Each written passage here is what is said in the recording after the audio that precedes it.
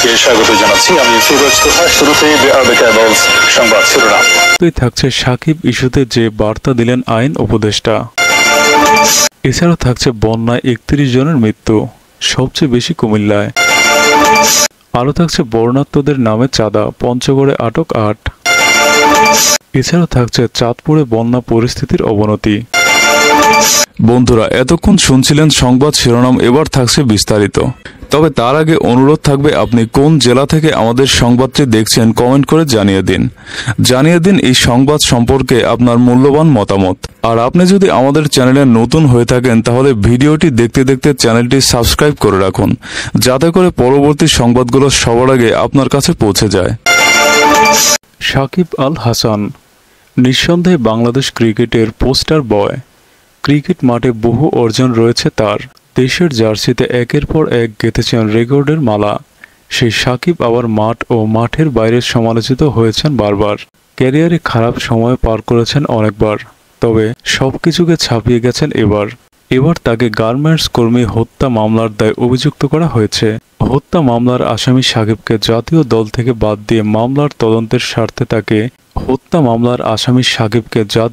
থেকে বাদ দিয়ে মামলার তদন্তের স্বার্থে তাকে দেশে ফিরিয়ে আনতে বিসিবি বরাবর আইনি নোটিশও পাঠানো হয়েছে।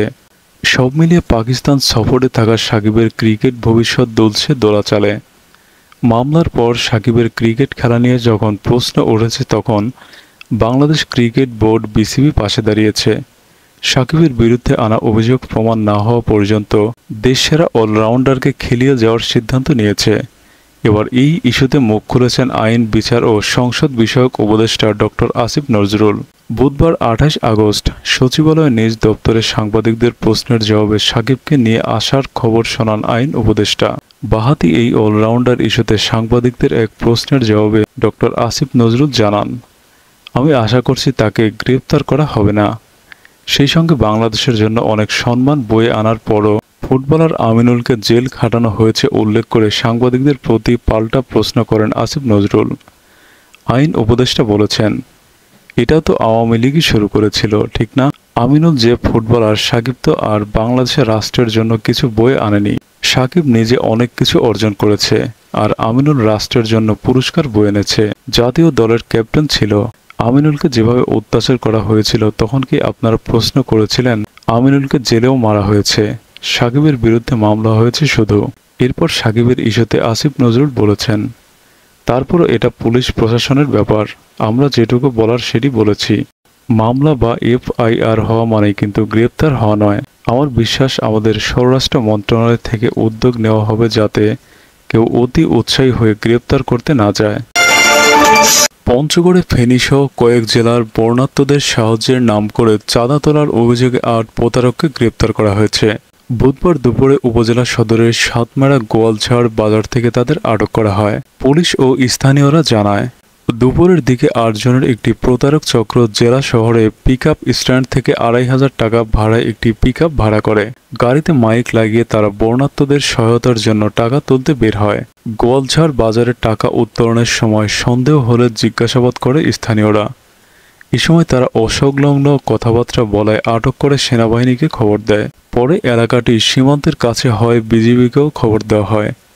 পরে বিজিবি ও সেনা সদস্যরা তাদের আটক করে পুলিশের কাছে সোপর্দ করেন। এ সময় তাদের কাছে টাকা তোলার বক্স, ব্যানার, মাইক ও নগদ কিছু টাকা পাওয়া যায়। ব্যানারে লেখা ছিল, ত্রাণ সহায়তা কার্যক্রমে অংশগ্রহণ করুন। তাদের বিরুদ্ধে থানায় মামলার প্রক্রিয়া চলছে। প্রবল বর্ষণ ও উজানের ঢলে বন্যায় চাঁদপুরের ৬ উপজেলার সার্বিক পরিস্থিতি আরও অবনতি হয়েছে।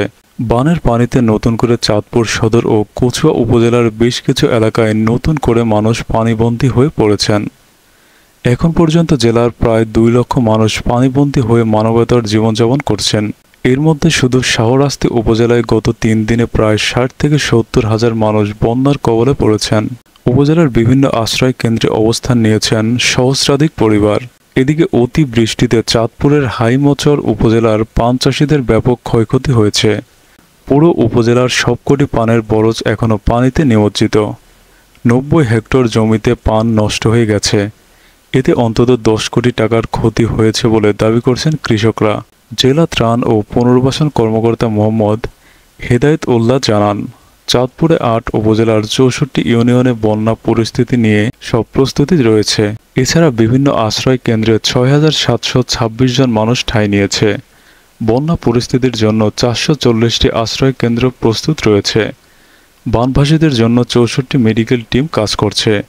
বিশেষ করে জেলায় বন্যাত্ম ক্ষতিগ্রস্তদের জন্য ৪,১০,০০০ মেট্রিক টন চাল ও ৪,৭০,০০০ নগদ অর্থ মজুদ আছে। দেশে চলমান বন্যায় ৩১ জনের মৃত্যু হয়েছে বলে জানিয়েছেন দুর্যোগ ব্যবস্থাপনা ও ত্রাণ মন্ত্রণালয়ের অতিরিক্ত সচিব KM আলী রেজা। এর মধ্যে সবচেয়ে বেশি মৃত্যু হয়েছে কুমিল্লায়। অতিরিক্ত সচিব আরও জানান, বন্যা পরিস্থিতি উন্নতির দিকে। ইতিমধ্যে দেশের সব নদীর পানি কমতে শুরু করেছে। আগামী ২৪ ঘন্টায় ভারী বৃষ্টিপাতের আশঙ্কা নেই। বুধবার ২৮ আগস্ট দুপুরে সচিবালয় মন্ত্রণালয়ের সভাকক্ষে বন্যা পরিস্থিতি নিয়ে আয়োজিত এক সংবাদ সম্মেলনে অতিরিক্ত সচিব এসব কথা বলেন। তিনি জানান, দেশের পূর্বাঞ্চল এবং দক্ষিণ পূর্বাঞ্চলে বন্যায় এখন পর্যন্ত ৩১ জনের মৃত্যু হয়েছে। তিনি আরও জানান, আক্রান্ত ১১ জেলায় ৭৩ উপজেলায় ক্ষতিগ্রস্ত ইউনিয়ন বা পৌরসভা ৫২৮টি। ১১ জেলায় মোট ১২,২৭,৫৫৪টি পরিবার পানিবন্ধ হয়ে পড়েছে। ক্ষতিগ্রস্ত লোক সংখ্যা ৫৮,২২,৭৩৪ জন।